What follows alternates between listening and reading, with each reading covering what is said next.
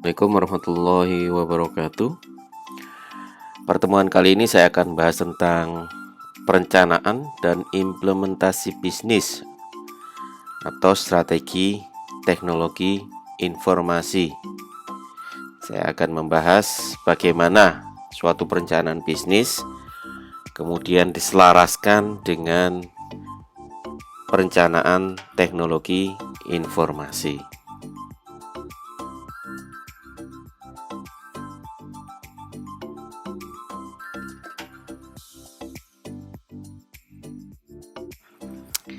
Baik, saya akan menjelaskan maksud dari perencanaan ya secara fundamental di sini.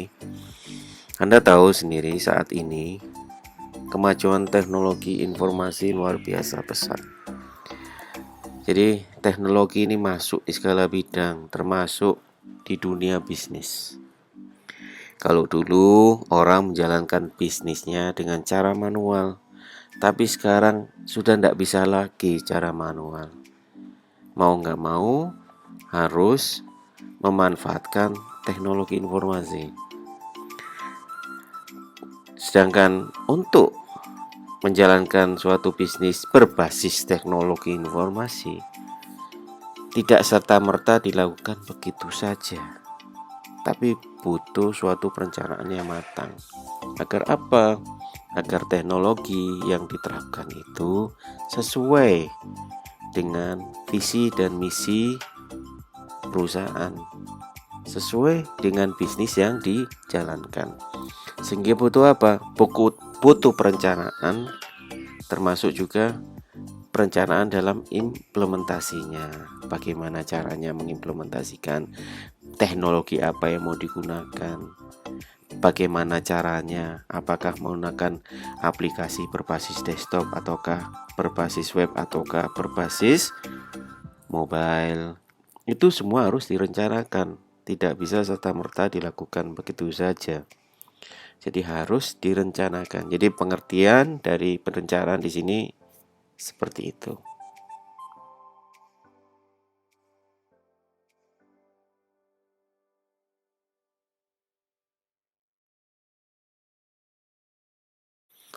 Apa saja komponen dari perencanaan suatu organisasi? Jadi dimulai dari analisis lingkungan organisasi. Apa yang dianalisa? Ya lingkungan, baik internal maupun eksternal. Bagaimana kondisi internal perusahaan, bagaimana kondisi eksternal perusahaan. Ini dianalisis semuanya. Tujuannya untuk apa? Untuk mengetahui di mana sih, apa sih kekuatan kita, apa kelemahan kita. Ini tujuannya, melakukan analisis lingkungan organisasi yang nantinya akan kita carikan solusinya melalui IT. Kemudian apa rencana pengembangan internal dan eksternal? Apa yang mau dikembangkan dari sisi internal? Misalnya SDM-nya sudah paham nggak tentang IT? Ya, nah kalau nggak paham berarti harus di-upgrade, harus dikembangkan. Infrastruktur perusahaan juga, ya. Kemudian dari sisi eksternal, bagaimana supplier, bagaimana hubungan kita dengan konsumen, bagaimana hubungan kita dengan supplier, kita analisa semua. Dan kita rencanakan pengembangannya bagaimana. Gitu ya. Apakah kita mau mengembangkan suatu ERP ya? Apakah kita mau mengembangkan suatu hubungan dengan konsumen melalui sistem CRM yang sudah pernah saya jelaskan minggu kemarin ya, 2 minggu yang lalu ya. Ini yang dimaksud rencana pengembangan internal dan eksternal. Kemudian kita evaluasi ya, evaluasi prestasi dari sumber daya ini butuh juga ya. Bagaimana caranya kita mengevaluasi prestasi dari sumber daya yang kita miliki, SDM terutama. Bagaimana? Apakah diukur dari jumlah jam kerja ataukah dari target yang diberikan oleh perusahaan? Kemudian apa prestasi? Kemudian prestasinya apa? kemudian timbal baliknya oleh perusahaan apa? Ini kita harus juga atur. Kita juga harus rencanakan. Oke, penjualan nanti harus targetnya bagaimana, prestasi-prestasinya bagaimana. Ya, direncanakan semuanya. Kalau itu sudah, baru dibangun suatu tim yang solid. Dan konsensus itu aturan yang disepakati. Jadi membangun suatu tim, kemudian membuat suatu konsensus, baru menetapkan visi dan misi serta tujuan perusahaan. Mau dibawa kemana sih? Visi perusahaan ini mau kemana arahnya? Misinya apa? Dan tujuannya apa sih perusahaan ini? Itu harus ditetapkan. Karena ini nanti akan berpengaruh pada tahap selanjutnya. Bagaimana kita nanti cara mengimplementasikannya berpengaruh dari visi, misi, dan tujuan yang sudah ditetapkan.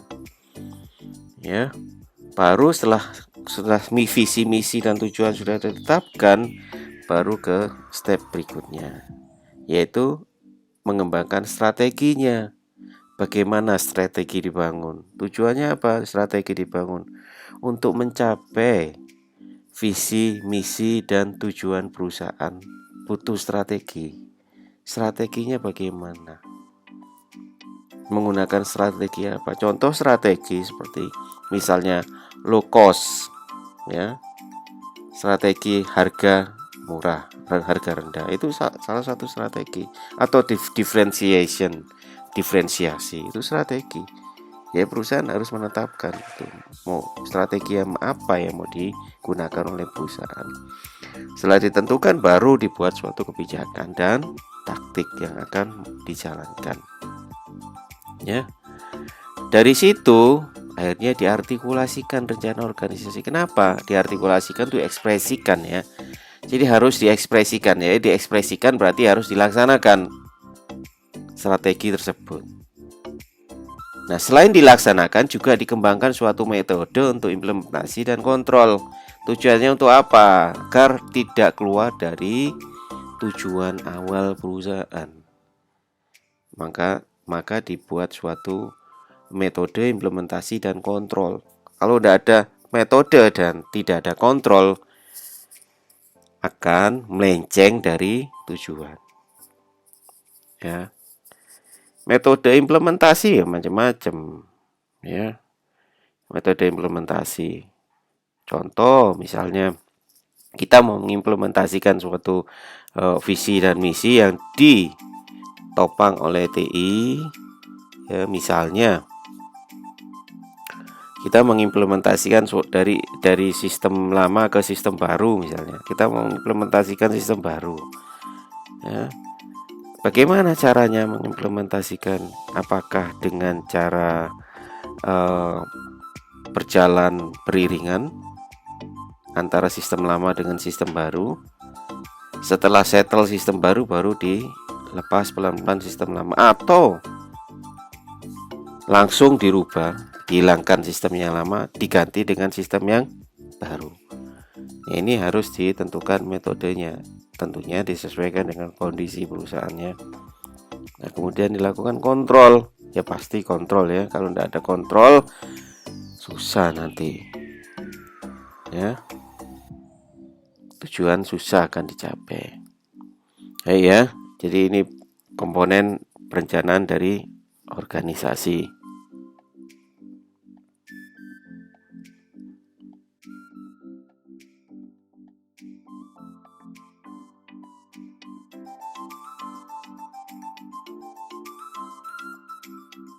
Jenis perencanaan ada 3. Yang pertama perencanaan strategis, yang kedua perencanaan taktis, dan yang ketiga adalah perencanaan operasional. Perencanaan strategis yaitu suatu perencanaan yang berhubungan dengan mengembangkan misi organisasi, tujuan apa yang mau ingin dicapai, strategi, serta kebijakan yang mau dibuat oleh perusahaan.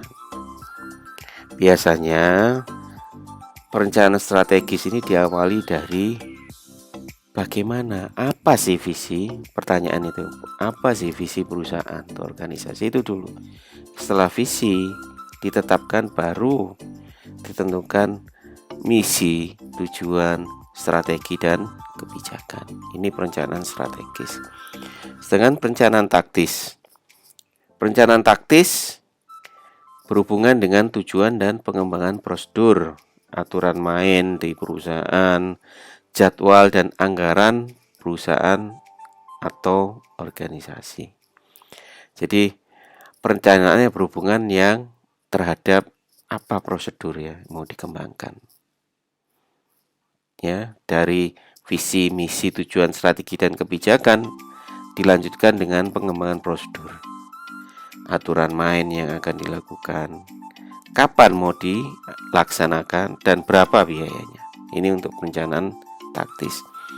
Sedangkan perencanaan operasional ini berhubungan dengan implementasi jangka pendek. Ya, termasuk operasional harian perusahaan. Implementasi jangka pendek, implementasi sudah saya jelaskan ya sebelumnya ya. Jadi berhubungan dengan perencanaan dari implementasi perusahaan.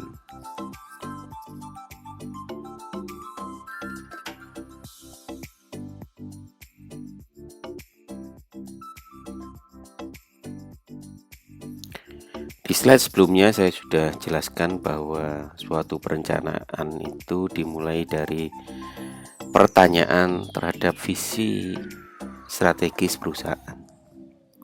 Ya. Pertanyaan seperti apa? Ada beberapa pertanyaan. Yang pertama, memahami konsumen. Kemudian nilai dari konsumen itu apa? Kompetisinya apa? Bagaimana? Serta rantai nilai bagaimana, atau value chain perusahaan itu bagaimana. Nah, pertanyaannya untuk memahami konsumen, misalnya siapa sih konsumen kita ini? Konsumen kami ini ya siapa?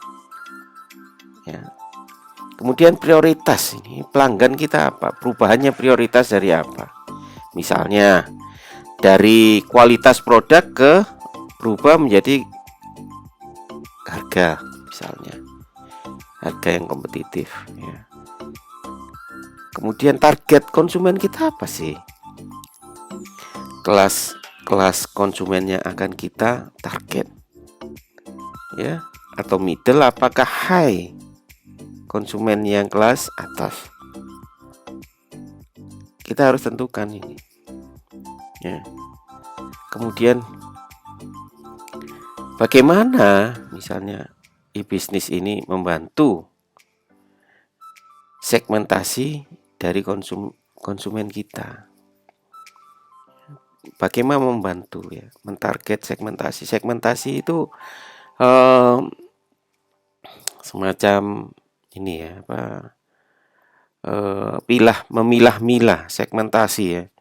Segmentasinya apa misalnya? Segmentasi pasarnya atau segmentasi konsumennya ini kita mau segmentasi pasar yang bagaimana? Ya, yang tadi saya jelaskan. Segmennya kelas apa? Bagaimana kita milahnya? Otomatis dengan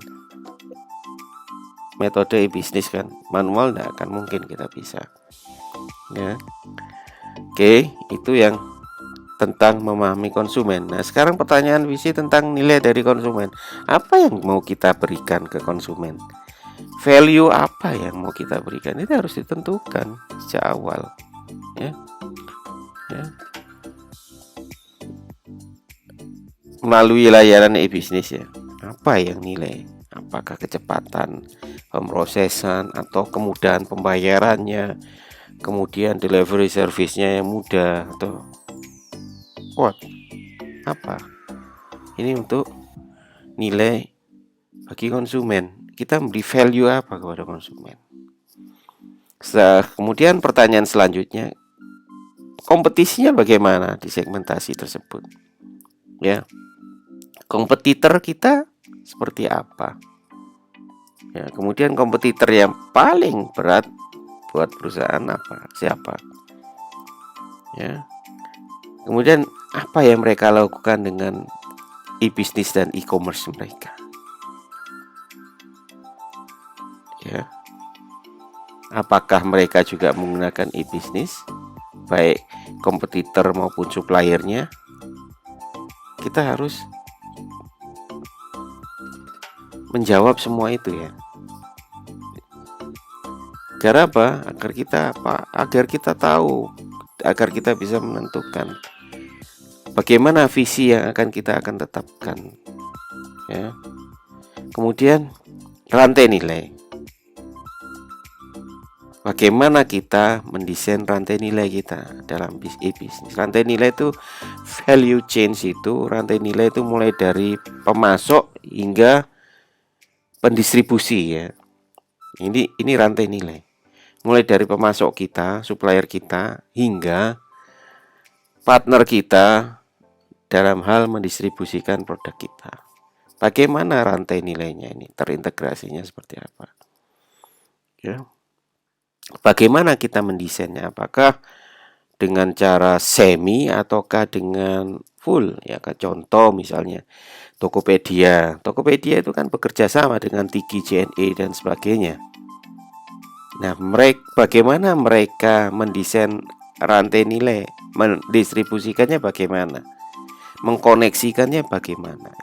Ini harus ditentukan di depan.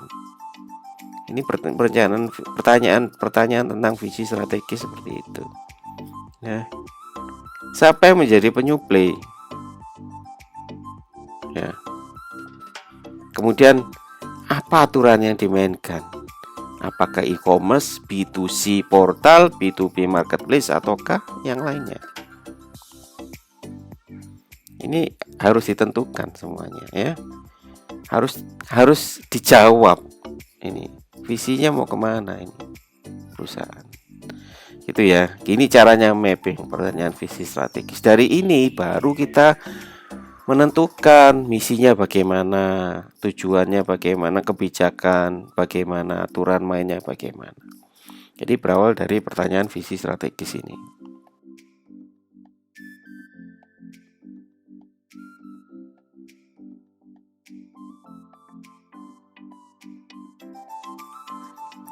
Baik, kita akan bahas tentang model bisnis ya. Sebelah kiri tabel pertama ini komponen dari model bisnis, yang sebelah kanan ini pertanyaan spesifik tentang e-bisnis model bisnis elektronik ya, model bisnis elektronik.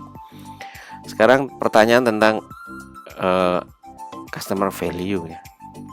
Customer value apa sih yang membedakan antara bisnis secara manual dengan bisnis secara e-bisnis? Yang membedakan apa yang membedakan ya?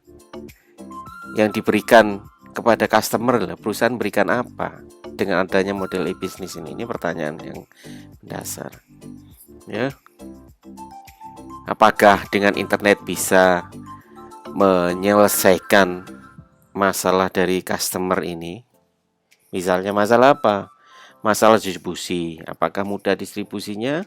Masalah komplain atau masalah memilih produk dengan mudah, apakah mudah atau justru lebih susah? Ini yang pertanyaannya mendasar ya, tentang nilai dari customer. Ini harus dijawab. Apakah lebih mudah customer menggunakan e-bisnis, apa justru lebih susah? Ini perlu dijawab. Kemudian scope ini scope ya, lingkup ya. Lingkup dari teknologi internet yang mau digunakan di e-bisnis ini sampai seberapa sih? Apakah hanya dalam hal order saja, ataukah mulai dari order, distribusi, pembayaran, semuanya dihandle oleh teknologi internet ini? Ya, ini harus ditentukan skopnya. Itu yang kedua. Kemudian yang ketiga tentang pricing atau harga. Apakah dengan teknologi internet ini atau dengan e-bisnis ini harganya different atau berbeda?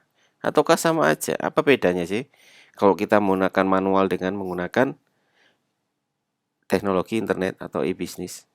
Ya, ini menjadi pertanyaan penting yang mendasar. Kemudian sumber pendapatan, revenue source ya. Ada berapa? Ataukah hanya jual produk saja atau juga jual jasa atau advertising, iklan juga dimasukkan. Ini juga harus ditentukan ya. Ditentukan. Apakah sama antara menggunakan manual dengan menggunakan e-business? Nah, ini kita harus tahu sumber-sumber pendapatan dengan menggunakan e-business ya. Karena e-business juga bisa digunakan untuk iklan. Jadi kita punya pendapatan iklan di situ. Ya, kemudian connected activities. Ini apa sih aktivitas yang terkoneksi dengan sistem e-business? Aktivitas apa saja? Perusahaan apakah hanya penjualan ataukah terkoneksi dengan data stok, ataukah terkoneksi dengan data keuangan, ataukah terkoneksi dengan data produksi? Ya. Apakah terkoneksi ke situ atau hanya jualan saja atau ke aktivitas penjualan saja? Aktivitas keuangan dan yang lainnya nggak terkoneksi. Ini harus ditentukan ya dengan e-business ini. Kemudian implementation atau implementasinya. Ya. Secara implementasi apakah mempengaruhi terhadap strategi perusahaan? Strukturnya, sistemnya, orangnya, dan lingkungan di perusahaan. Apakah lingkungannya mendukung atau enggak? Justru apakah e-business ini justru akan malah menjadi pengaruh yang baik atau pengaruh yang buruk terhadap lingkungan perusahaan? Ini juga harus dijawab pertanyaan-pertanyaan seperti ini ya. Salah satunya implementation. Kemudian capabilities, kapabilitas ya. Kemudian kapabilitas, sampai seberapa sih kapabilitas yang Anda inginkan ini ya dari e-bisnisnya. Terus impactnya apa dengan kapabilitas atau kemampuan? Apakah dengan adanya e-bisnis ini kita memiliki kemampuan bersaing dengan produk lain atau dengan kompetitor kita? Ini juga harus dijawab pertanyaan-pertanyaan. Ataukah sama aja? Nah, kemudian yang terakhir ada sustainability atau berkesinambungan atau kontinuitasnya dari sistem e-bisnis ini ada enggak? Keberlanjutannya ada enggak? Ya, ataukah malah justru susah? Ya. Nah, ini ya. Ini terkait dengan bisnis model dan pertanyaan spesifik dari bisnis model. Ini harus kita jawab semua.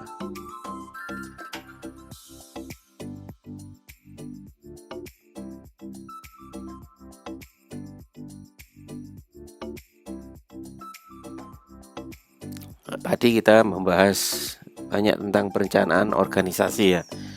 Perencanaan organisasi ini yang penting. Yang pertama perencanaan organisasi. Selanjutnya apa? Perencanaan TI atau perencanaan teknologi informasi. Apa sih perencanaan teknologi informasi ya? Ya, perencanaan strategis perusahaan. Bagaimana kita mengimplementasikan, bagaimana kita membangun suatu teknologi informasi atau sistem informasi pada perusahaan. Kita harus rencanakan. Ya. Isinya apa? Pedoman kebutuhan dari sistem informasi itu apa sih? Butuhnya apa sih dari model bisnis ini yang sudah ditentukan di awal, kemudian direncanakan, baru kita tentukan perencanaan IT yang mau bagaimana ya, ini akan kita implementasikan di perusahaan agar sesuai dengan visi misi perusahaan ya. Jadi ini turunan dari bisnis plan perusahaan. Dari bisnis plan atau perencanaan bisnis baru ke perencanaan TI. Agar apa? Agar selaras antara bisnis yang dijalankan dengan teknologi informasi yang diterapkan di perusahaan. Jangan sampai bisnisnya ke kiri, perencanaan TI-nya ke kanan. Tidak selaras. Ke kanan semua. Akhirnya apa? Selaras. Akhirnya apa? Teknologi akan sesuai dengan yang diharapkan. Tidak mubazir, tidak gagal implementasi. Karena 75% perusahaan banyak gagal dalam hal mengimplementasikan teknologi informasinya.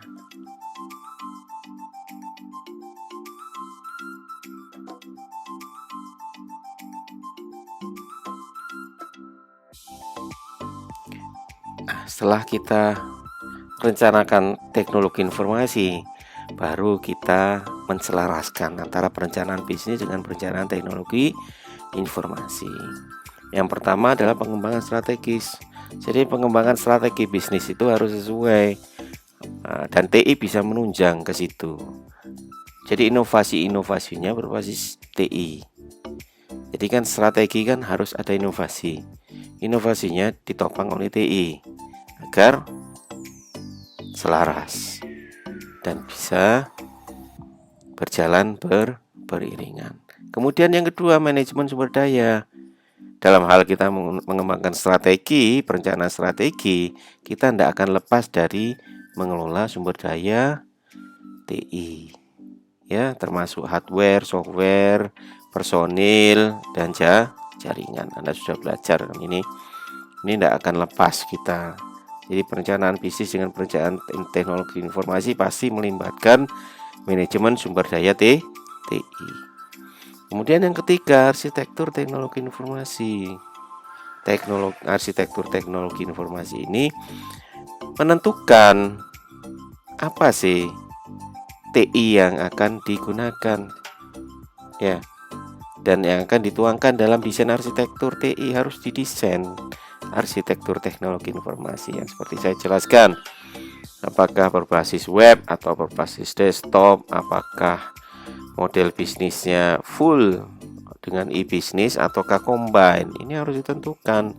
Apakah menggunakan mobile application, kemudian apakah semuanya mulai dari proses pembelian barang ke supplier hingga distribusi barang ke customer itu seluruhnya menggunakan TI, kita harus tentukan dan desain di sini ya. Jadi harus selaras antara perencanaan bisnis dengan perencanaan teknologi informasi.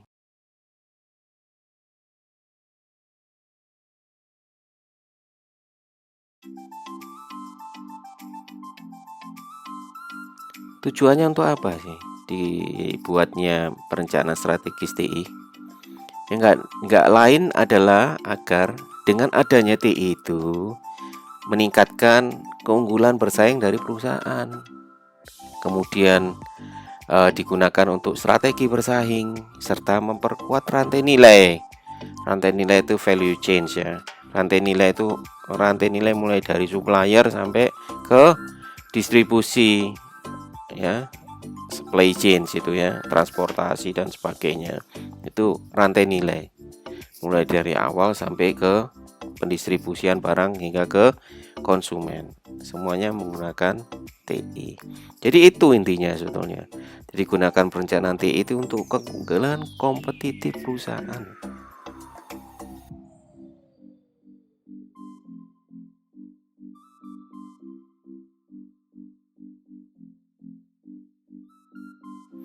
Untuk metrik peluang strategis itu ada 4. Nah, mau mana yang dipilih perusahaan? Terserah. Yang atas kiri, high risk high payoff opportunities, itu maksudnya risikonya itu besar bagi perusahaan, tapi return atau tingkat pengembaliannya itu tinggi. Yang bawah kiri, low risk low payoff opportunities, maksudnya itu rendah resikonya, namun return atau hasil yang diperoleh juga rendah. Sesuai kan? Rendah risiko, rendah juga return atau pendapatan. Kemudian high success high payoff opportunities, ini suksesnya tinggi, tingkat suksesnya itu tinggi, tapi juga returnnya juga tinggi. Yang terakhir yang kanan bawah, yang penting aman. Safe but low payoff opportunities. Maksudnya itu rendah. Maksudnya itu aman ya, sorry bukan rendah tapi aman. Tapi tingkat return atau pengembaliannya rendah. Tinggal perusahaan mau milih yang mana. Ini akan sangat-sangat menentukan perencanaan perusahaan.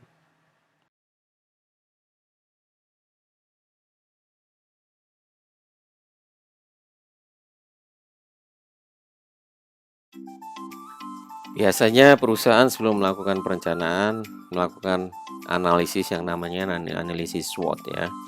SWOT itu singkatan dari strength, weakness, opportunities, dan threat. Strength itu kekuatan, apa sih? Kekuatan kompetitif perusahaan. Keunggulannya apa sih dibandingkan kompetitor? Kita harus tahu. Kemudian weakness, kelemahannya apa? Dibanding kompetitor, kelemahan perusahaan kita apa? Kemudian peluang, potensi apa yang bisa dijadikan peluang bagi perusahaan? Ya, kemudian yang terakhir threat, ancaman ya terhadap bisnis dan kehilangan pasar atau market share. Bagaimana threatnya ini harus paham dulu, di mapping. Jadi kalau kita belajar analisis SWOT itu di mapping dalam bentuk kotak itu SWOT ya. Strength kita apa aja, weakness kita apa, opportunities apa aja, kemudian threat-nya itu apa aja, itu di data, di detail sebelum kita melakukan perencanaan. Ini analisis SWOT ya, berguna sekali dalam menganalisis kondisi internal dan eksternal perusahaan.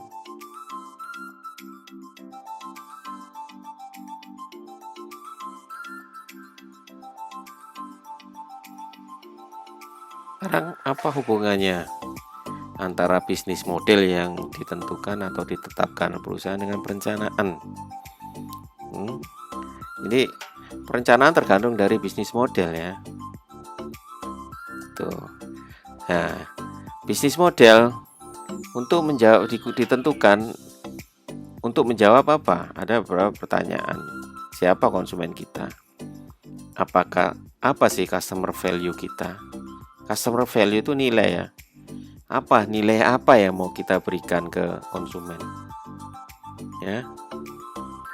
Apakah dari sisi harga, apakah dari sisi produk yang berkualitas dan sebagainya?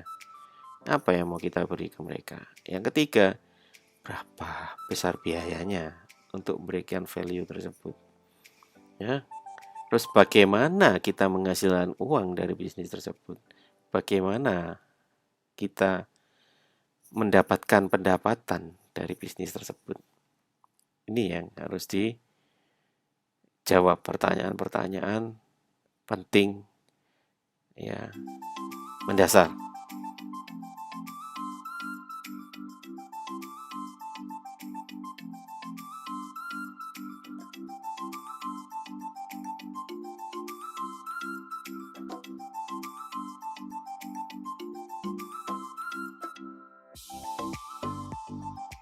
Nah, berikut contoh cara mapping pertanyaannya bagi bisnis modelnya.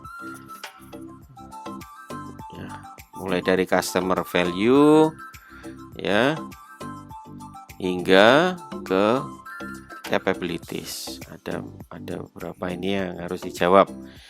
Contoh customer value, pertanyaannya apakah kita menawarkan sesuatu yang berbeda baik produk maupun harga kepada konsumen dibanding dengan kompetitor kita? Apa sih yang berbeda yang kita tawarkan dibandingkan kompetitor? Ya, apakah harganya, apakah produknya yang berkualitas, kemudian apakah distribusinya kita lakukan dengan cepat, sistem pembayarannya mudah, apa yang mau kita peroleh? Ini pertanyaan yang harus dijawab dalam menentukan model bisnis ya. Skopnya, kemudian pricingnya, harga, itu keterangannya bisa Anda lihat di samping sebelah kanan. Kemudian sumber pendapatan ya, connecting activities ya. Ini penjelasan dari yang di atas tadi ini. Ya, Anda bisa baca di sini. Ini semua pertanyaan bagi model bisnis.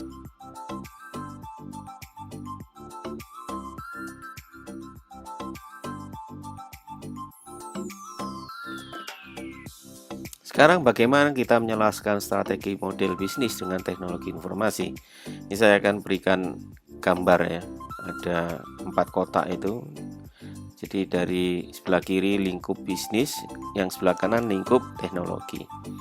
Kalau lingkup bisnis ini hubungannya dengan infrastruktur administratif. Bagaimana prosesnya ya. Bisnis prosesnya bagaimana, kemudian keahlian skills minimal yang dibutuhkan apa saja untuk menjalankan proses tersebut. Sedangkan di sisi lingkup teknologi, ya, ini ada kompetensi khas ya. Jadi dibutuhkan kompetensi khas. Kalau di lingkup bisnis tadi juga ada kompetensi khas untuk bisnis ya. Dan tata kelola bisnis. Kalau yang di sebelah kanan ini kompetensi khas dalam hal teknologi dan tata kelola TI dibutuhkan. Karena apa? Tanpa ada tata kelola TI, bagaimana kita mengelola infrastruktur TI? Tidak akan bisa. Ya, kemudian dijabarkan dalam kotak di bawah itu menjadi infrastruktur sistem informasi ya, atau infrastruktur information system. Ini hubungannya dengan proses. Nah, bagaimana proses dari IT-nya itu bagaimana? Kemudian keahlian skill yang dibutuhkan untuk menjalankan proses itu bagaimana? Ya, ini hubungannya dengan TI. Nah, ini saling terkait. Anda lihat mana itu saling terhubung. Ya. Jadi ini bagaimana cara menyelaraskan strategi model bisnis yang dipilih oleh perusahaan dengan teknologi informasi seperti ini. Ya.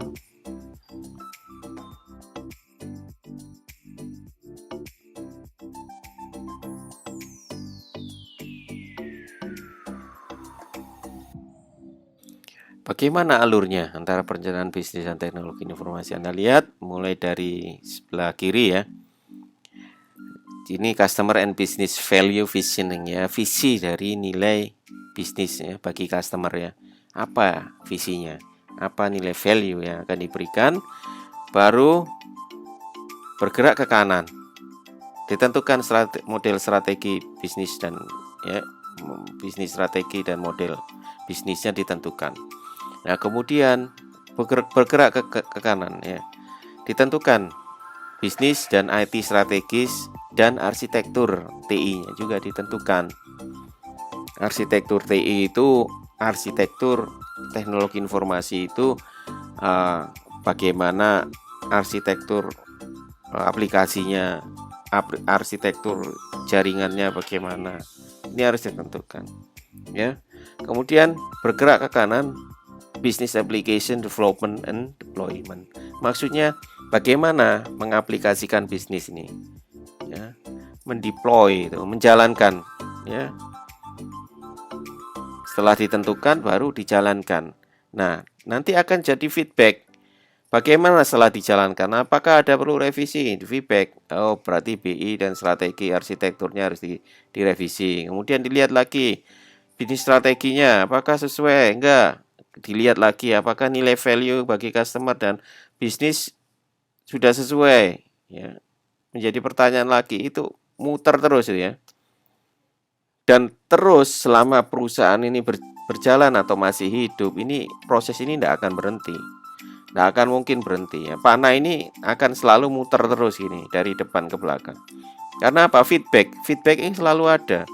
Untuk apa? Untuk menyempurnakan sistem, menyempurnakan teknologi ya. Karena teknologi pasti berkembang terus kan. Nah, ini dia akan kembali lagi ke awal, ke customer and business value visioning. Setelah itu balik lagi, bergulir lagi sampai ke business application development and deployment. Development, pengembangan aplikasi bisnis. Apa pengembangan aplikasi bisnis ya? ERP itu pengembangan aplikasi bisnis. Ya, sistem informasi penjualan, ya, stok dan sebagainya. Ini business application development and deployment. Ya. ini akan terus. Ini proses ya.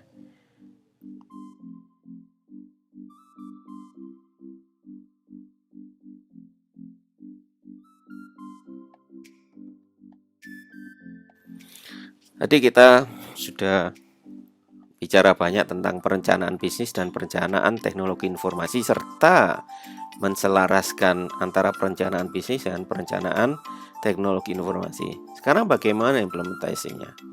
Sekarang kita akan berbicara tentang implementasi. Apa sih implementasi? Implementation kalau dalam bahasa Inggrisnya. Ya. Jadi implementasi ini sebetulnya intinya mengkonversi perencanaan menjadi suatu tindakan nyata. Anda lihat dari definisi ini yang saya berikan. Jadi dari perencanaan itu bagaimana mengaplikasikannya dalam dunia nyata, dalam tindakan nyata, ya. Dan kemudian diidentifikasi bagaimana, apakah bisnis ini peluangnya bagus buat perusahaan ataukah malah justru tidak. Ini implementation. Gagal enggaknya tergantung dari implementasi ini. Kalau implementasi sukses, berarti antara model bisnis dan perencanaan teknologi informasinya selaras. Tapi kalau gagal, berarti ada sesuatu. Apa sesuatu itu? Di slide berikutnya akan saya jelaskan.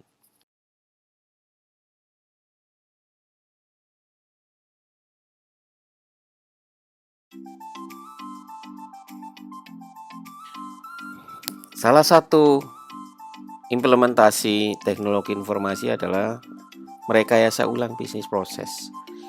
Jadi merekayasa itu direvisi bisnis proses perusahaan ini. Direkayasa dengan memanfaatkan teknologi informasi. Bisnis proses, misalnya bisnis proses penjualan. Nah, direkayasa ulang yang awalnya kan dengan manual, sekarang menggunakan teknologi informasi. Berarti pasti prosesnya akan berubah. Nah, ini direkayasa. Yang kedua, instalasi dan upgrade ERP sistem. Anda sudah saya jelaskan tentang ERP ya, minggu kemarin, 2 minggu yang lalu. Enterprise Resource Plan ya, ERP, ada sistem. Ini kan ERP kan sistemnya, sistem berbasis komputer ya. Untuk apa? Mengintegrasikan seluruh sumber daya, mulai dari penjualan hingga distribusi, semuanya diintegrasikan dengan sistem ERP ini. Ini salah satu implementasi dari TI. JIT Manufacturing. JIT itu Just in Time Manufacturing. Jadi membuat suatu produk dengan sistem JIT. Just in Time itu kita tidak perlu nyetok. Ya, kita membutuhkan stok itu sedikit sekali. Jadi siap kita memproduksi baru kita mendistribusikan pasokan dengan bantuan teknologi informasi. Dan harapannya dengan teknologi informasi JIT ini berjalan dengan baik. Nah, kemudian Salesforce Automation. Jadi Salesforce Automation ya mengotomatisasi penjualan. Ya. Yang awalnya manual, kemudian dengan teknologi informasi menjadi otomatis penjualan. Contohnya apa? Banyak sekarang Tokopedia, Bukalapak, ya, Blibli itu kan semua Salesforce Automation semua. Ya, semuanya jualan melalui sistem secara otomatis. Kemudian yang terakhir contract manufacturing. Jadi produksi ya.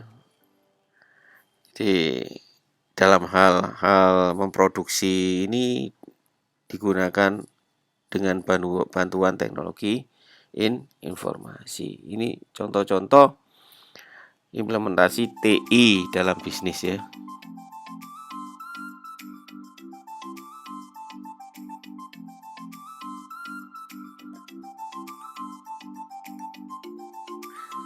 Sekarang kunci dalam hal mengatasi resistensi pada proses implementasi sistem itu apa aja?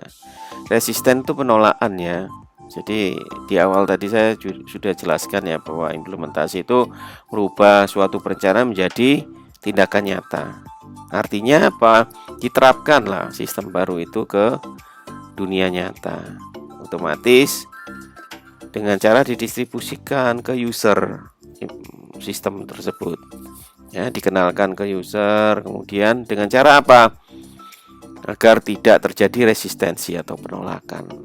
Memberi edukasi yang pertama dan pelatihan tentunya pada user. Kemudian sebaiknya melibatkan user dari awal. Ya, idealnya begitu. Jangan pas pada waktu implementasi baru dilibatkan. Jangan, pasti resistensinya akan lebih tinggi dibandingkan kalau kita mulai dari sejak awal mau mengembangkan, merencanakan, itu kita libatkan end user. End user tuh pengguna akhir ya dalam organisasi ya, bagian-bagian itu. Ya. Nah, kemudian selanjutnya butuh keterlibatan aktif dan komitmen terutama dari manajemen. Top manajemen ini harus mendukung dan komit, serta stakeholder yang lain. Stakeholder ini ya macam-macam, megang saham, supplier, ya ini stakeholder semua. Ya juga harus mendukung dan terlibat aktif dalam hal implementasi agar apa sukses implementasinya ini. Dan yang terakhir, yang keempat, tidak akan berjalan dengan efektif sistem ini ya. Kalau sistem ini justru merepotkan dan buat user tuh frustasi. Make sistem ini loh belum sudah pusing atau frustasi mereka. Susah makainya meskipun bagus ini. Ya. Tidak akan bisa, pasti gagal implementasinya.